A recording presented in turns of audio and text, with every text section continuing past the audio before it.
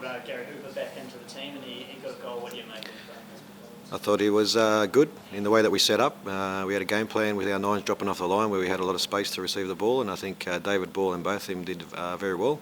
I'm pleased that he started and he got through the game unscathed, which is most important, and he scored his goal. What was the clincher for making him start? You obviously were targeting this game, but the other forwards have been playing well. Also, Reno's away now, so he gives us that firepower where we can actually play him up top, and we played Uli as a 10, a little bit wider, but we've got the flexibility with Bally dropping into that spot as well. So we worked towards him for this game, and I'm very glad that, like I said, he did well and he scored his goal. Was it enough to convince you to sort of start with him moving forward? Yeah, look, we've been building up quite well the last 4 weeks, and he's been moving very well at training, and he needed the match minutes, and he's played in reserve grade previously where he's played 45 minutes, and today we gave him 60, and we'll just keep building him up. David Ball had one of his best performances. Do you think it helps having that kind of central striker to play? Yeah, I think both strikers did well. David Ball was exceptional. It was one of those things where we had to take him off, where he felt his hip flexor. That was a change that I didn't want to make, but at times it happens in the game. But I thought he had a great game. And where's he as that injury lock? Something that could keep I don't know. It's too early to make a call, so we'll find out in the next 48 hours where he stands. and Rufo obviously didn't want to feature at all. What was the reason for that? No, Rufa's building up quite well, and I think the team is going well at this stage. So we'll just continue the way we've been going. When you play Gary Ufuk from the start, it changes the way you play. He's a different kind of player from Josh or from Reno, isn't he? So do you have to make major adjustments if you are going to start him? No, we still play the same way. He just has to do the work like every other player. For me, the team as a whole, there's no one individual that we need to set up to adapt to. So the role is the same, whether Hoops does it or Joshy does it or Bally does it. So, he's got to do the running when we don't have the ball and be in the right areas when we do have it. You didn't really play very well in the second half tonight, did you? No. Do you accept that?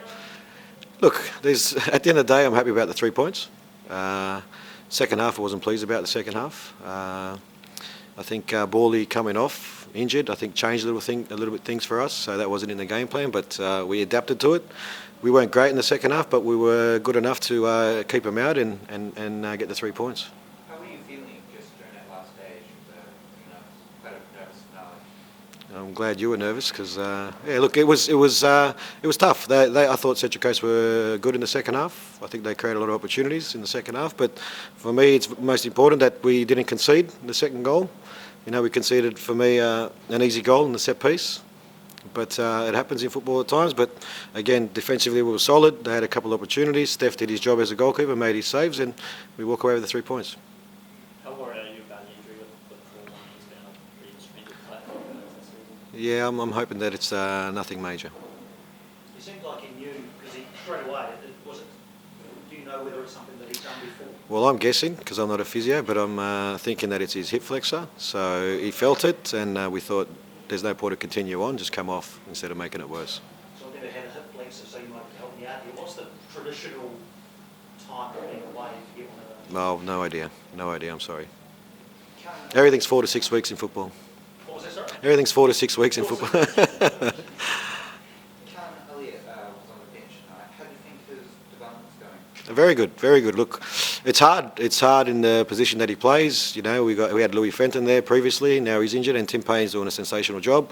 It's the same with Walter Scott on the left-hand side. Libby's doing a sensational job playing as our left back as well. So it's hard for those boys, but at the same time, they get to train with the first team. They're around the first team at every session, and they'll develop playing with the senior boys and also getting their game time with the reserve team. You brought Tiarafai on and switched to 4-4-3 towards the end. What was the reason for that? It was more, it looked like a 4-3-3. It was more 4-5-1. So we played with 3 6s. So I ended up taking an extra player off the top because they were playing with 2 6s and 2 10s, but one of their 6s were pushing through. So at times I thought we were getting picked off.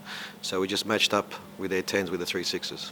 What do you make of Ilse's performance? I guess he reverted back to where he kind of started the season. But I guess, he's obviously not a central part of the attacking quartet when he I thought he was very good today. I thought at times when we're under pressure, especially in the second half, he kept the ball for us. He kept us going forward, and I think he's a very influential player. And I thought he had a good game, to be honest. How far off do you think Gary Hooper is from full fitness, and how much more of an impact can he make once he's running through there? Well, if he's scoring when he's not at full fitness, it's a good sign for us at the same time. Look, he plays 60 minutes and we'll try to build him up again to, maybe 60, 75 minutes in the next game, and then we'll continue from there. We'll take it game by game and training session by training session. Will he be able to train fully from here? He's training fully at the moment. He's training fully. Just previously in the last month, he was doing some extra stuff to get some more loading into his legs, a bit more foundation, and he's going well, and hopefully he continues like that. It's nice to finally get him for another start after it's been a long wait since he's Yeah, look, we knew when we brought him in how he was going to be. We tried to build him up with the game time. Then he had a little bit of an injury with a quad injury, so that set him back a little bit, unfortunately. And we've built him up now. We'll get him to game time, and hopefully in the back end of the season he'll be more influential with the team.